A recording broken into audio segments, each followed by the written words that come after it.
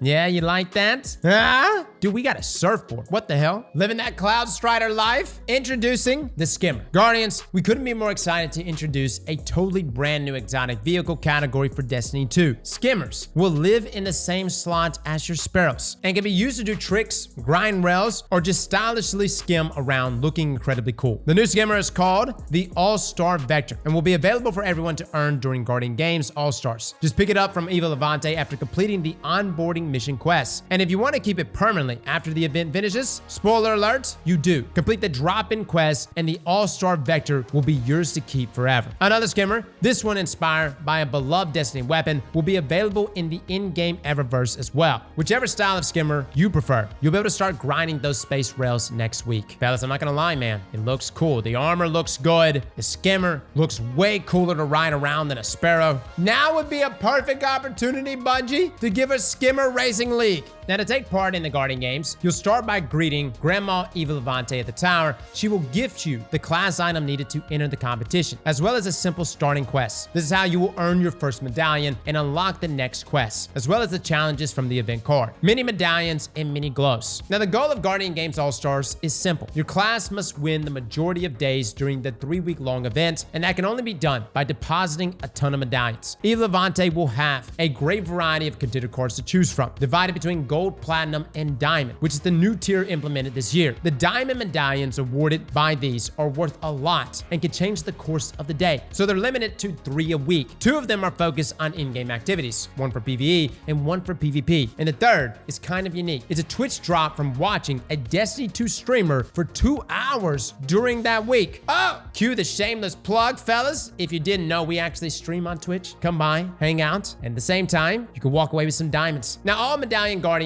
banked in the tower will be counted daily, and the crest of the daily winning class will be inserted into the tower podium for everyone to keep track of their standing. In past Guardian Games, we measured class performance based on total medallion score. Population imbalance has always been a hot issue with the scoring method, and we've always weighed these in the spirit of fairness. This year, we're taking a different approach. Each day, class scores will be measured by the average medallion score of all players who've deposited a medallion that day, separated by class, of course. Our hope here is that this will make your contributions feel more meaningful, and that the overall competition is less dependent on hard to understand population weighting or catch-up mechanics. Interesting. I will say I never really liked the whole weighting thing. 1000% should just come down to those that are contributing in the games itself. Now, depending on your contributions to Guardian Games All-Stars, you'll also earn glows and the bragging rights that come with them. These are linked to your personal personal and group achievements, and we have 5 in total. 1 for being the best in Tower Guardian, another for being a member of the winning class of the day, a shoulder glow linked to your weekly performance in the Nightfall playlist, a second shoulder glow for your weekly performance in Supremacy and Gambit, and a bronze, silver, or gold glow with the shape of a laurel crown, depending on your class place in the Friday coronation ceremony. At the end of the event, the class that wins the most days will be crowned winner, and their class item will be changed to gold until the next event to remind everyone of their victory. Not only that, but for the whole year, members of the winning class can also trigger some fancy fireworks in the tower if they interact with the Guardian Games All-Star statue. The second and third place classes will see their class items changed to silver and bronze, respectively, and can still enjoy the fireworks when the winning class triggers them. This is a friendly competition after all. Friendly, you say? Titans, you better be getting up. I don't care what the hell you're doing. Democracy's important, I get it. Go do your hell dives and then get the hell back over here. Quests, activities, and class matchmaking. If banking medallions is one of the main pursuits of Guardian Game All-Stars, the other would be igniting the fires of victory behind the podium in the tower. Complete the 2 weekly quests by earning high scores in the Guardian Games All-Star special playlist. The first quest is called Shoot to Score. It involves Zavala, who asks you to get medals and points by diving into the Nightfall playlist. The recreation playlist is chill and good for practicing strategies, while the competitive playlist is for serious business, to earn high scores and to be ranked among the best of the best. The second quest is called Vying for Supremacy, and it will pit Guardians against Guardians in the Crucible and or Gambit to earn high scores. Look, I know that's gonna sound crazy. We played Gambit the other day for a build battle, and I actually had fun. No lie. Literally one of the best play sessions I've had in Destiny in a very long time. Now, getting high scores in both playlists will unlock up to 4 chests for each of the quests. These chests will reward you with gear and materials depending on the tier you reach, from bronze to platinum, and buff your Guardian so you can shatter your own high scores with ease. And no matter what activity you choose to focus on, you'll be able to matchmake. Nightfalls can be played with standard or class-based matchmaking or without matchmaking at all. Supremacy will have mixed or same class matchmaking. And for Gambit, the only choice is to go class versus class. Drifter demands it. Dude, I am down with this. 4 Titans on the field? Let's get it. Now keep an eye on focus activities. But that's not all. You can get more out of the events if you jump into a focus activity. Every few hours, one of the Guardian Games All-Star playlists, remember Nightfall, Supremacy, or Gambit, will be the focus activity. They will be live for 2 hours from Monday to Thursday, and for 3 hours from Friday to Sunday. And they are a new great way to get medallions and other rewards. Playing a focus activity unlocks up to 3 tiers of reward packages that go from bronze to silver to gold, with better prizes for each tier. There's one more package, the Champions package, that, as you can imagine, will go to a class that dominates the focus activity by earning the highest scores. The Champion package will fill the medallion case, not including diamond medallions, because those are unique to their contender cards. Don't worry, if your class doesn't win one focus activity, there are several chances to do so, and the director will show exactly when these activities start so no one misses it. Guys, I'm liking this, man. Like everything here. Think about where Guardian Games used to be. Last year was the first time we got class versus class, that being Supremacy. And now we're breaking it off in these other activities. For the first time ever, I feel like this is a true Guardian Games. You've got Gambit, you've got Nightfalls, you've got Crucible. Now we're about to see, once and for all, who is the better class, which is Titans. Everybody play Titan next week. I need another gold butt towel. Now, a new weapon and a new memento. Guardian Games All-Stars brings a new weapon to the table. Hula Bula, Hula Bula, Hula Baloo. Yeah, that one's right. This arc-compressed wave-frame heavy grenade launcher couldn't have arrived at a better moment. This archetype will get an increase in damage the moment Guardian Games All-Star drops. And it also has some unique perks like Volt Shot in the third column with Chain Reaction in the fourth. What? Now, for those that don't know, guys, we're getting a buff to wave-frame heavy grenade launchers next week. They're increasing the damage by 20% and the girth by 40%. More girth equals more chain reaction kabloomies. And you're giving me Volt Shots? Dude, Bungie's not holding back. What did I say yesterday in that video? F the balance, and here we are. Now, the 2 previous Guardian Game weapons will also have new perks this year. Taraxipus, the Strand lightweight scout rifle, will drop with new perks like Slice or Precision Instruments, while the Tidal Void Aggressive SMG has new perks, but also allows for a very exciting combo if you enjoyed Void builds. Repulsor Brace, now in the third column and surrounded in the fourth. Dude, I'm telling you guys, Taraxipus, Slice, and Precision Instruments in next week's sandbox is gonna pop, especially considering 200 round per minute scout rifles